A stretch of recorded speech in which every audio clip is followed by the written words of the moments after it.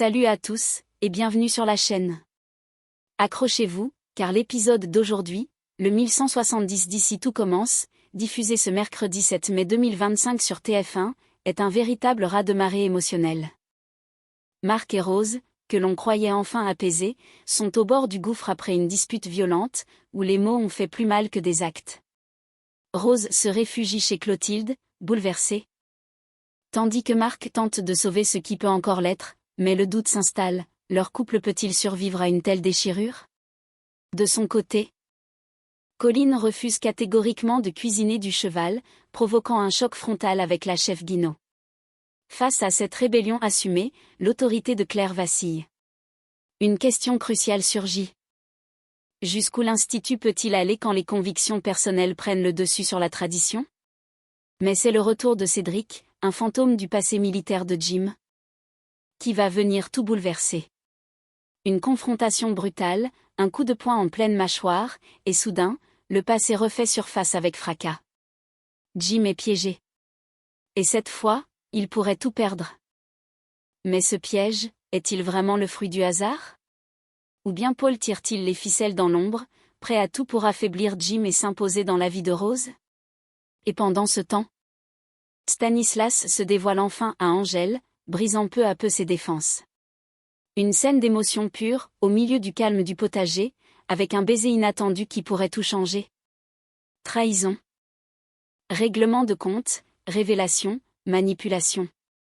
Cet épisode est un concentré de tension et d'émotion, où chaque personnage se retrouve face à ses choix, ses peurs et ses vérités les plus profondes.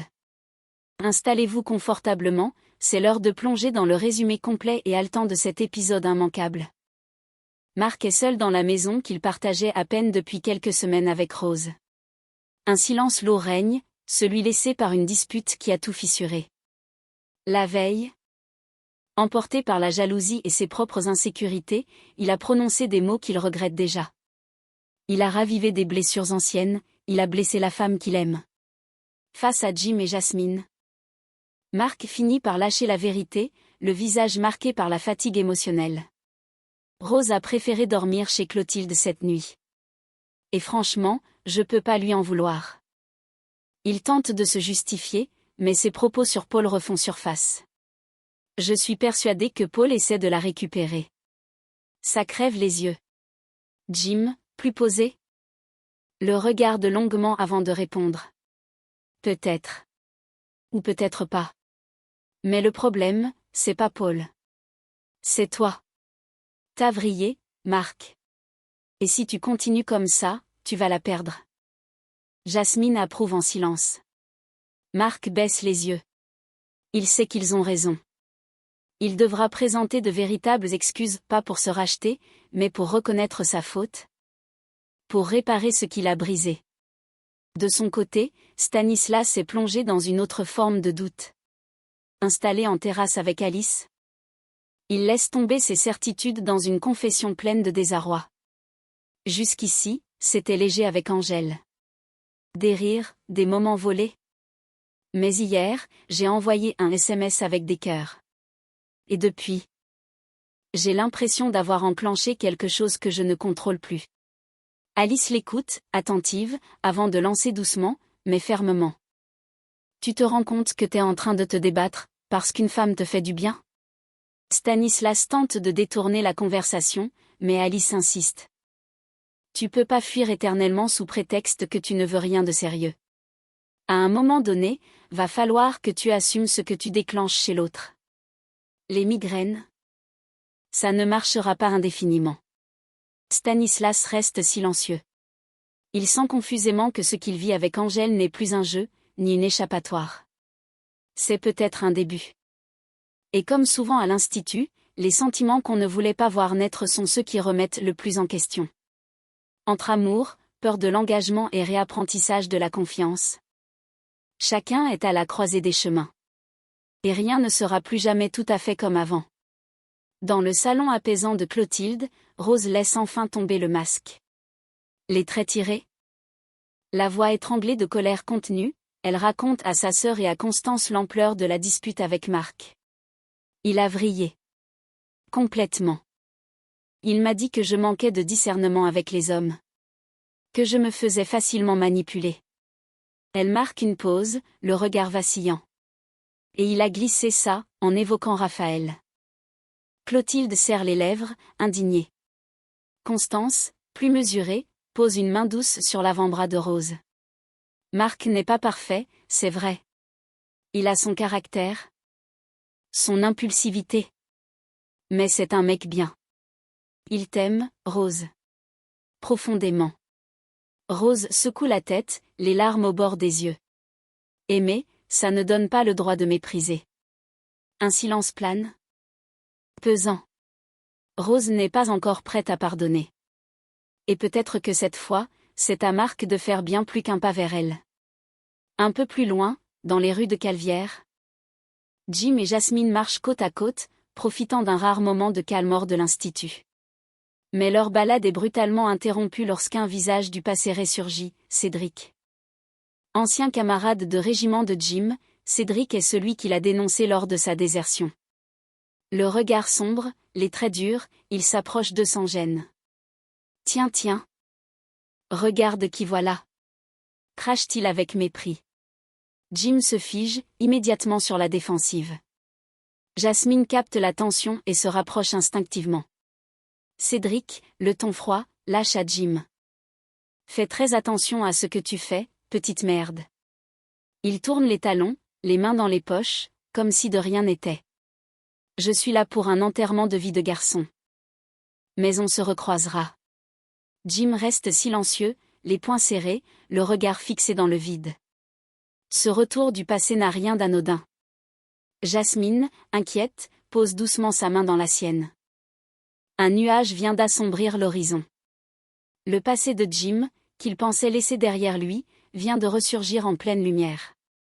Et cette fois, il pourrait bien tout faire basculer. Colline se tient droite devant Claire Guinaud, dans la cuisine vide où flotte encore l'odeur des préparations de la veille. Elle est venue s'excuser mais aussi poser ses limites. Je tiens à m'excuser, chef, d'avoir fouillé dans vos affaires avec Léonard. C'était déplacé. Claire reste silencieuse, bras croisés, attendant la suite. Colline inspire profondément. Puis lâche d'une voix ferme. Mais je maintiens ce que je ressens. Je trouve ça horrible de charcuter un cheval pour cuisiner un plat. Claire fronce les sourcils, sentant venir l'opposition. Je ne le ferai pas. Ni en cour, ni en brigade. Cuisiner de la viande chevaline, c'est au-dessus de mes forces. Le verdict tombe, tranchant. Claire la fixe un instant, puis, d'un ton sec. Alors tu auras un 0. Colline hoche la tête sans ciller. Elle assume. Mais au moment où elle tourne les talons, Olivia, qui a assisté à la scène, l'interpelle doucement. C'était quoi? Ça? Du chantage déguisé ou un vrai refus de chef en devenir? Colline se retourne, le regard brûlant de détermination. C'était une limite. La mienne. Dans un institut où la passion de la cuisine est souvent plus forte que tout, Colline ose imposer sa conscience. Quitte à en payer le prix. Claire Guinaud, d'ordinaire inébranlable dans sa pédagogie, reste interdite après l'échange tendu avec Colline.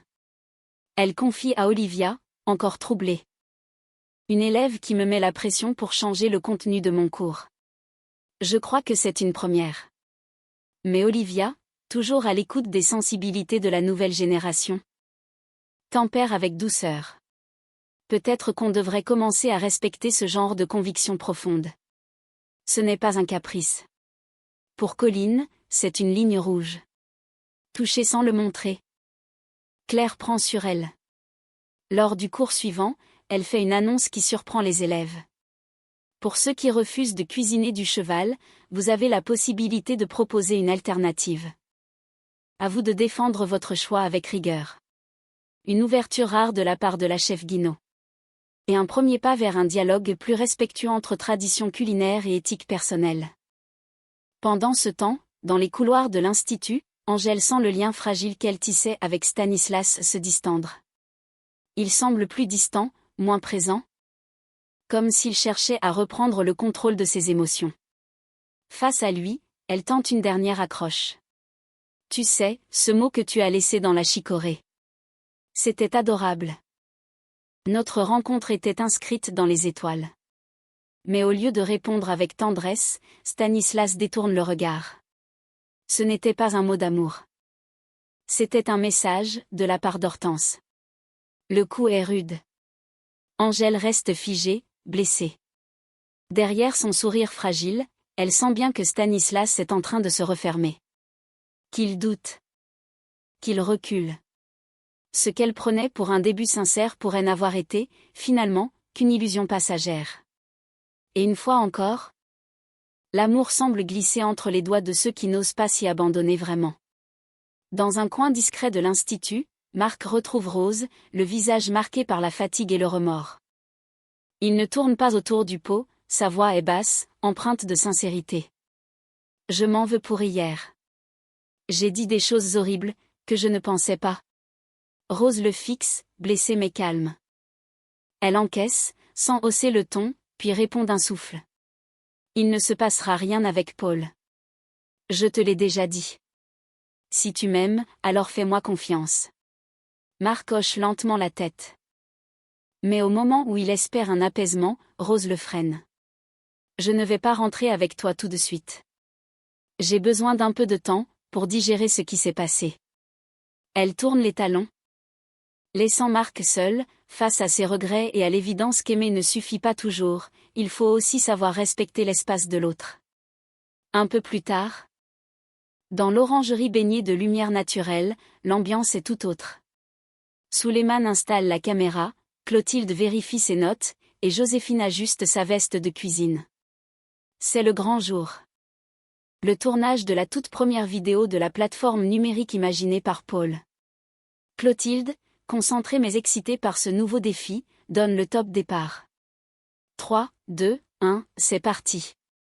Face caméra, Joséphine entame sa présentation avec aisance, tandis que Souleymane gère les angles et les lumières comme un pro. L'énergie est là, la passion aussi. Et dans l'ombre, le projet de Paul prend vie, porté par l'engagement de cette nouvelle génération de talents. Un souffle d'avenir flotte à l'Institut. Mais dans les cœurs, certaines blessures, elles, demandent encore du temps pour se refermer. Le tournage vient à peine de se terminer que Paul ne cache pas son enthousiasme. Il se tourne vers Rose, un large sourire aux lèvres, visiblement charmé par son aisance face à la caméra. Franchement, tu étais rayonnante. À l'aise, naturelle, pédagogue, t'as tout d'une pro. Rose, légèrement gênée par tant d'éloges, le remercie d'un sourire poli. Mais l'étincelle dans le regard de Paul ne trompe personne. Clotilde, en retrait, capte la scène avec une pointe de méfiance discrète. De son côté, Souleymane a assuré comme un chef en tant que commis de Clotilde. Toujours appliqué, il a su rester à l'écoute, tout en gérant les aspects techniques du tournage. Joséphine, elle, est infatigable. Curieuse, dynamique, elle n'a cessé de poser des questions sur les plats, les techniques, la lumière. Une vraie boule d'énergie que même Clotilde commence à apprécier. Une fois la vidéo enregistrée, les tabliers rangés et les lumières coupées, Paul lance d'un ton enjoué. Et si on allait boire un verre pour fêter cette première ? Allez, je paie ma tournée. Un moment de détente s'impose. Tous acceptent dans la bonne humeur, sans se douter que derrière l'air détendu de Paul, l'envie de reconquérir Rose reste bien vivace. Et dans l'ombre de cette soirée improvisée, les dynamiques affectives pourraient bien évoluer, subtilement. Dans le calme du potager, à l'écart de l'agitation de l'Institut, Stanislas retrouve Angèle, encore un peu distante. Il s'avance. Le regard sincère, un léger frisson dans la voix. Je voulais m'excuser pour mon attitude. J'ai été maladroit, et lâche. Il sort alors un petit papier froissé de la poche de sa veste. J'ai retrouvé un nouveau mot d'Hortense, planqué là. Elle me connaît trop bien. Il esquisse un sourire, puis baisse les yeux avant de livrer ce qu'il n'a encore jamais osé dire. Quand Laetitia est partie, j'ai pris une claque. J'ai mis du temps à me relever, et je m'étais juré de ne plus m'attacher. Angèle le regarde, silencieuse, touchée. Stanislas relève les yeux vers elle, plus ému que jamais. Mais voilà, tu es arrivée. T'es drôle, forte, imprévisible, sincère. Et malgré moi, je me suis attachée à toi. Un silence suspendu. Puis un sourire éclot sur les lèvres d'Angèle. Elle s'approche doucement, ses yeux plongés dans les siens. Et là, devant Totoro et Pokémon, les chevaux de colline. Paisibles et majestueux dans leur enclos, ils s'embrassent enfin. Un baiser simple, vrai. Comme une promesse douce que parfois, malgré les blessures passées, l'amour peut renaître là où on ne l'attendait plus. La soirée avait pourtant commencé dans une ambiance détendue. Autour d'un verre au bar de Calvière, Jasmine, Jim, Suleiman, Joséphine. Rose et Paul savourent ce moment de légèreté après le tournage de la plateforme. Rire, complicité, promesse de projet, jusqu'à ce qu'une ombre vienne assombrir la soirée. Au fond de la salle, un homme au regard dur s'approche, Cédric. Un visage que Jim aurait préféré oublier. Ancien camarade militaire, mais surtout celui qu'il a dénoncé au moment de sa désertion. Le ton monte rapidement. Cédric toise Jasmine avec mépris avant de lâcher, venimeux. T'as toujours ce regard de chienne, toi. Jim voit rouge. Il se lève brusquement et frappe Cédric en pleine mâchoire. La salle se fige. Silence brutal. Cédric, la lèvre en sang, se redresse avec un sourire mauvais. Parfait. T'as frappé un haut gradé. J'ai tout ce qu'il faut pour porter plainte. Et tu sais ce que ça veut dire? On va pouvoir rouvrir ton dossier de déserteur. Jim, abasourdi, vacille. Il vient de tomber dans un piège. Mais qu'il a tendu? À quelques pas. Paul reste impassible. Trop impassible. Rose lui jette un regard intrigué. Coïncidence ou mise en scène? Car si Cédric est venu à Calvière pour un prétendu enterrement de vie de garçon, pourquoi s'en prendre à Jim? Pourquoi maintenant? Et surtout, comment savait-il où le trouver? Le doute s'installe. Paul aurait-il tout orchestré? Aurait-il fait venir Cédric, ce fantôme du passé de Jim, dans l'unique but de créer le chaos pour affaiblir Jim? Peut-être pour ébranler Jasmine, ou pour asseoir davantage sa présence dans la vie de Rose? Rien n'est prouvé. Mais une chose est sûre, depuis que Paul est de retour, les équilibres se fragilisent. Et dans l'ombre de ses sourires charmants, pourrait bien se cacher une stratégie bien plus retorse qu'il n'y paraît. Et voilà. C'est la fin de ce résumé haletant de l'épisode 1170 d'Ici tout commence. Entre tensions amoureuses, retour du passé, choix de conscience et stratégie douteuse, les cartes ont été complètement rebattues à l'Institut. Rose et Marc sont au bord de la rupture. Jim, rattrapé par ses démons, risque gros. Colline impose sa ligne rouge, quitte à tout perdre. Et Stanislas, pour la première fois, laisse tomber le masque face à Angèle. Mais une question reste en suspens, Paul manipule-t-il tout en coulisses? Si oui, jusqu'où est-il prêt à aller? Les jours à venir promettent des affrontements, des révélations et peut-être même des bouleversements irréversibles. Dites-moi en commentaire ce que vous pensez des intentions de Paul. Simple flirt ou véritable stratégie toxique? Et selon vous, Rose va-t-elle retomber dans ses bras, ou ouvrir enfin les yeux? N'oubliez pas de liker, de vous abonner. Et d'activer la cloche pour ne rien rater des prochains épisodes. On se retrouve très vite pour de nouvelles analyses passionnantes autour d'Ici tout commence. À bientôt les amis. Et, que le suspense continue.